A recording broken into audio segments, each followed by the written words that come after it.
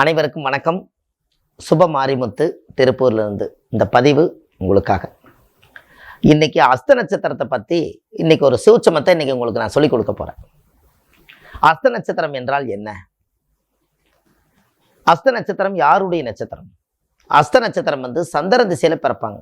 தாயுடைய கருவறையில இருந்து ஆதி அந்த பரமநாளிகை தாய் மாதா கர்ப்பத்தில் சென்றது போக நின்றது இருப்பு. அஸ்த நட்சத்திரத்துக்கு சந்திர மகாதிசை 10 வருஷத்துல இருப்பு 5 வருஷம் 6 மாசம் 10 நாள் இவங்களுக்கு ஏதோ ஒண்ணுல இருப்பாங்க. அப்போ இந்த சந்திரன் திசை, இந்த அஸ்த நட்சத்திரத்தில் ஒருவர் பிறந்தால் சந்திரன் திசையில் தான் அவங்க பிறப்பாங்க. அவங்களும் வாழ்க்கையில நிறைய கஷ்டத்தை எல்லாம் தாண்டி தாண்டி தாண்டி தாண்டி எத்தனையோ பிரச்சனைகளை தாண்டி அவங்க வாழ்ந்து கொண்டிருப்பாங்க. அவங்களுக்கு போகாத கோயில் இல்லை, கும்பிடாத சாமி இல்லை, எண்ணாத பணம் இல்லை, எல்லாத்தையும் தாண்டி எத்தனையோ மனக்கவலைகள் எல்லாம் வெளியில சொல்லாம வச்சுக்கிட்டே வாழக்கூடிய நட்சத்திரம் அஸ்தமே. இந்த அஸ்தம்னா உடுக்க 2 பக்கம் அடி வாங்குதா அப்படின்னா பாருங்க. ஒரு பக்கம் அடிச்சுட்டு இருப்பாங்க, ஏமாந்து வேகமாக அடிச்சுட்டாங்கன்னா உடஞ்சி போயிடும். மறுபடியும் கவரை போட்டு இங்கே கட்டிட்டு இந்த பக்கம் திருப்பி அடிப்பாங்க. அப்படின்னா அஸ்தம் பாருங்க, உடுக்க 2 பக்கம் அடி வாங்குதா அப்படின்னா பாருங்க. அதை கைத்தாளம்னு சொல்லிட்டு இதுவும் அடிக்குது இதுவும் அடிக்குது, 2 அடி வாங்குதில்ல, அதை கைத்தாளம். ஜாலரை அடிக்கும்போது பாருங்க, ஒன்று தனிமரம் தோப்பாகாது, ஒன்னோட சேர்ந்தா தான் அடிக்கும். அப்போ இந்த அஸ்த நட்சத்திரக்காரர்களுக்கு மட்டும் வாழ்க்கையில் எல்லா விஷயத்தையுமே கடந்து இடமுட்டு இடம் மாறி போய் தான் அவங்க வாழ்க்கையில் முன்னுக்கு வருவாங்க. பிறந்த இடத்துல அவங்க இருந்தால் வாழ்க்கையில் முன்னேற மாட்டாங்க. பிறப்பு நட்சத்திரமே அஸ்தமா இருந்து பிறப்பிடத்துல இருந்து அக்கட்ட போயிடணும். அப்போ அந்த அஸ்த நட்சத்திரத்துக்கு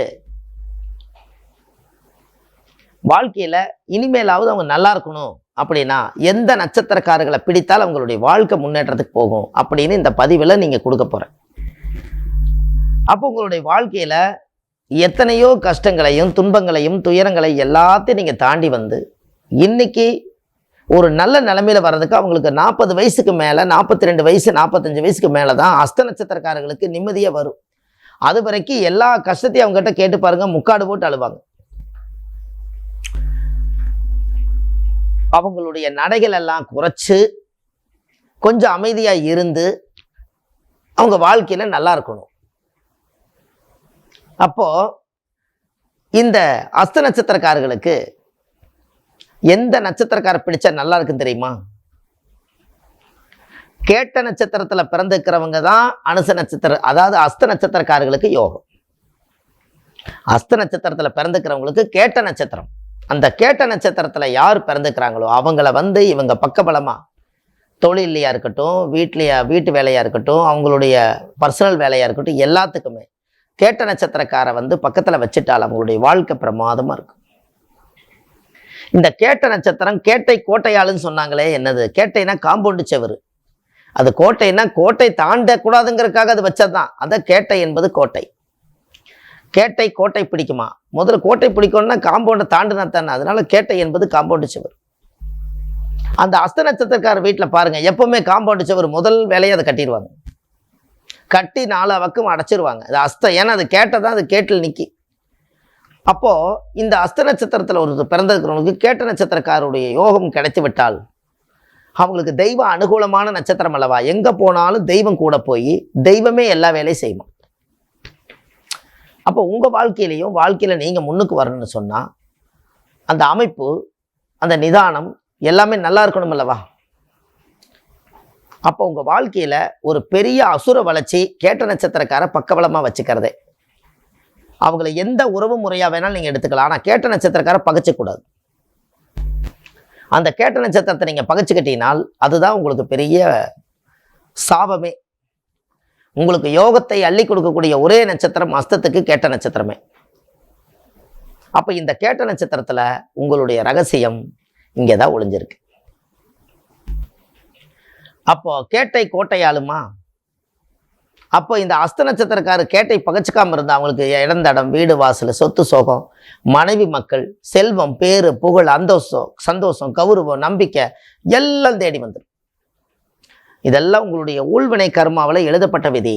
இதை முன்னோர்கள் அந்த காலத்துல இந்த நட்சத்திரக்காரை பிடிச்சு நீ வாழ்க்கையில முன்னுக்கு போ அப்படின்னு அன்னைக்கே சொல்லி வச்சிருக்காங்க. எல்லா நட்சத்திரக்காரையும் பிடிச்சிட்டு போனேன்னா உன்னால நல்லதும் இருக்கு கெட்டதும் இருக்கும். உனக்குன்னு ஒரு நட்சத்திரம் பொருந்தும், அந்த நட்சத்திரத்தை பக்கத்துல வச்சுக்கோ. அது உனக்கு வந்து பக்கபலமாக இருக்கும் அப்படின்னு அந்த காலத்தில் முன்னோர்கள் இது மறைமுகமாக சொல்லி வச்சுட்டு போனாங்க. இன்னைக்கு அது வந்து ரகசியமாக இன்னைக்கு வெளிவருது. பாருங்களேன், இந்த நட்சத்திரக்காரர்கள்லாம் இந்த நட்சத்திரத்தோட இந்த நட்சத்திரம் கனெக்ட் ஆனால் அவங்களுடைய வாழ்வாதாரம் எந்த அளவுக்கு அது பவர் ஆகும் அப்படிங்கிற ஒரு விஷயம் இன்னைக்கு அது எப்படி தெரியுதுன்னு பார்த்தீங்களா? இதுதான் உங்களுடைய வாழ்க்கையில தெரிஞ்சுக்க வேண்டிய விஷயம். அப்போ உங்களுடைய ஊழ்வினை கர்மாவிலிருந்து நீங்க வெளியில வரணும்னா அப்ப கேட்ட நட்சத்திரத்தை நீங்க கண்டிப்பா உங்க வாழ்க்கையில ஒரு நல்ல மாற்றத்தை ஏற்படுத்திக்கணும். ஒரு மானுடைய ஒரு படத்தையும் கூட, கேட்டை என்பது மான், அந்த மானுடைய படத்தையும் கூட நீங்க வீட்டில் வைக்கலாம். எல்லாமே உங்களுக்கு அது பொருந்தும். அப்போ அந்த தெய்வ அனுகூலமான நட்சத்திரத்தை என்னைக்கும் தெய்வமா நீங்க பார்க்க வரைக்கும் உங்க வாழ்க்கை நல்லா இருக்கும். அப்ப இதுல இருந்து ஒரு மாற்றத்தை வந்து உங்களுக்கு ஏற்படுத்தி கொடுத்துரும். அப்ப இந்த நட்சத்திரக்கார அதிர்ஷ்ட நட்சத்திரம், இவங்களை எப்பவுமே அவங்கள கேட்டு ஒரு ஆலோசனை செய்யுங்க. ஒரு ஆலோசனை எதுவாக இருந்தாலும் கொடுங்க. உங்க வாழ்க்கையில ஒரு நல்ல நல்ல மாற்றங்களா ஏற்படும். இது எல்லாம் உங்களை சார்ந்த விஷயமே. இதுல இருந்து நீங்க எதுலையும் வெளியே வர வேண்டாம். எல்லாமே உங்களுக்குள்ளேயே அந்த சக்தி இருக்குது. உன் கை நம்பி உயர்ந்திட பாரு, உனக்கென எழுது ஒரு வரலாறு, உனக்குள்ளே சக்தி இருக்கு, அதை உசிப்பிட வழிப்பாரு அப்படின்னு அந்த முன்னோர்கள் அந்த காலத்து இந்த வார்த்தை கொடுத்ததுனால தான் இந்த உலகத்துக்கு இந்த வார்த்தை இன்னைக்கு வந்துச்சு வெளியில. அப்ப நம்ம கையை நம்பித்தான் வாழணும். அதனால தான் அஸ்தம் என்பது கைத்தாளன்னு சொன்னாங்க. ஒரு ஜார்ல அடிச்சாவது உன்னுடைய வாழ்க்கையில ஒரு ஓசை வெளியே கொண்டு வா, உன் திறமை வெளியே கொண்டு வான்னு சொன்னாங்க. இது எல்லாமே ஒரு அமைப்பு தான். அதனால அஸ்த நட்சத்திரம் உங்க வாழ்க்கையில ஒரு முழுமையான நட்சத்திரம். சந்திரன் திசையில பிறக்கும் போதே தாயுடி திசையில பிறந்து இந்த உலகத்துக்கு வந்தவங்க அவங்க. அதனால தாய்கிட்ட நீண்ட காலம் அவங்க வாழ முடியாது. அந்த உலகத்துக்கு வெளியில வந்துடுவாங்க. பகுதி காலம்தான், தாயோட அன்பெல்லாம் பகுதி காலம்தான். அதுக்கப்புறம் அவங்க வெளியே வந்துடுவாங்க. அதனால அந்த திசையில உங்களுக்கு ஒரு யோகம். அடிக்கடி நீங்க தயிர் சாதம் கொடுத்துக்கிட்டே வாங்க. தானம் பண்றது, சந்திரன்னா நெல்லுலேருந்து அரிசி தயிர் சாதம் பண்ணி ஒரு வெள்ளை நிறமா இருக்கிறதுனால உணவு எப்போ கொடுத்தீங்கனாலும் தயிர் சாதம் கொடுங்க. அது மிகப்பெரிய ஒரு சைவ உணவு. அவ்வளோதான். தயிர் சாதம் கர்ப்பிணி பெண்களுக்கு கொடுக்கறது ரொம்ப சிறப்பு. இந்த மாதிரி ரொம்ப காது கேளாதவங்களுக்கு, ஊனமுற்றவர்களுக்கு கொடுக்கறது ரொம்ப சிறப்பு. ஒருவேளை சாப்பாட்டுக்கே வழி இல்லாமல் இருக்கிறவங்களுக்கு கொண்டு போய் கொடுக்கறது ரொம்ப ரொம்ப சிறப்பு. இதெல்லாம் நீங்கள் செய்துட்டு வாங்க. கண்டிப்பாக இந்த அஸ்த நட்சத்திரத்துக்கு கேட்ட நட்சத்திரம் வாழ்க்கையில் மிகப்பெரிய வெற்றி நட்சத்திரமாக இருந்து உங்கள் வாழ்க்கை பாதைக்கு ஒரு உயர்வான யோகம் நடக்கும் என்று சொல்லி ஆன்லைன்லேயே நம்ம ஜாதகம் பார்க்குறோம். கீழே போயிட்டு இருக்கிற நம்பருக்கு நீங்கள் கால் பண்ணிங்கன்னா முன்பதிவு செய்துக்கலாம்.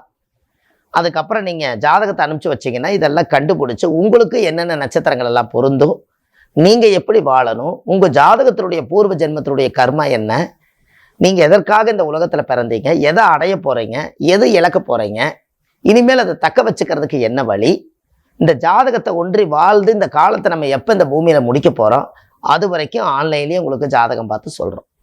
இந்த பதிவெல்லாம் கேட்டு அடுத்த பதிவில் உங்களை நான் சந்திக்கிறேன் என்று சொல்லி உங்களிடமிருந்து விடைபெறுகிறேன். அன்பான சுப மாரிமுத்து. நன்றி, வணக்கம்.